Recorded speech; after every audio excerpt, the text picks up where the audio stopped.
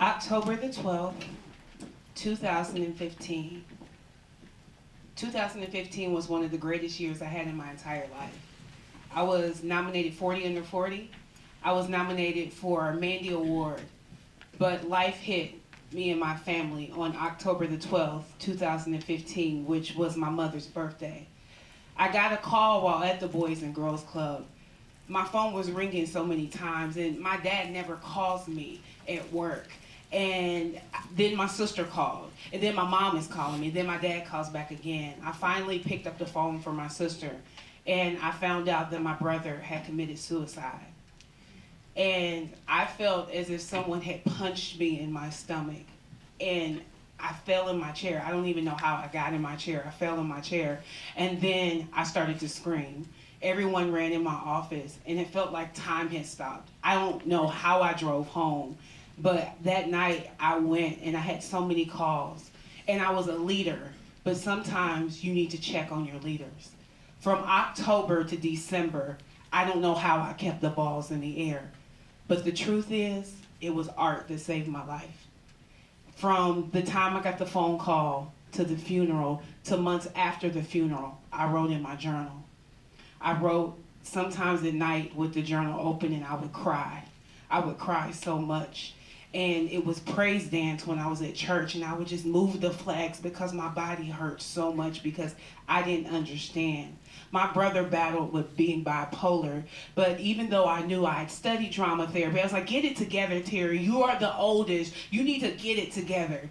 I forgot that he needed support and he needed help. The signs were there. And so my journal entry, because of the mentors in my life, my journal entry turned into a TED Talk.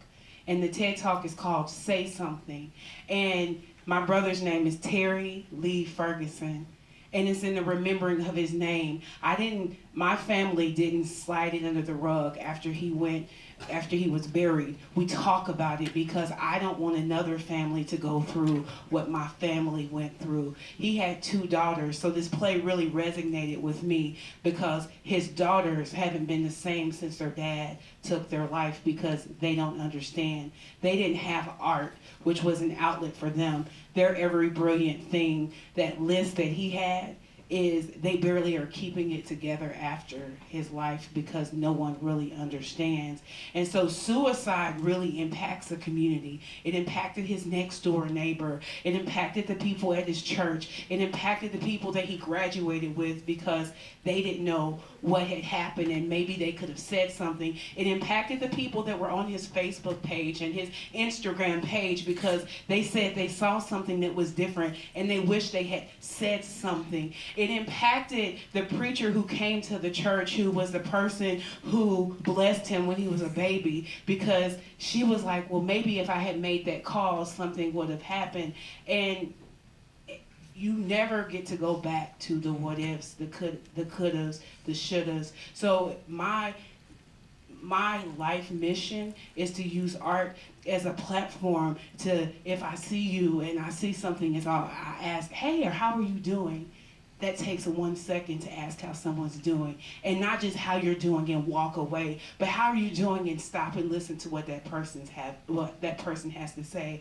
And after my brother's suicide, sometimes we treat mental illness like it's their fault, or especially coming from the church. I grew up in the church. It's not something that's bad. It's a disease. Like I have diabetes. You don't tell me, you need to eat a peppermint. But sometimes we're insensitive when it comes to mental illness. We make people feel bad where they don't want to talk about it. So my brother got to a place where he didn't want to talk about it, and so he stopped talking and he never talked again.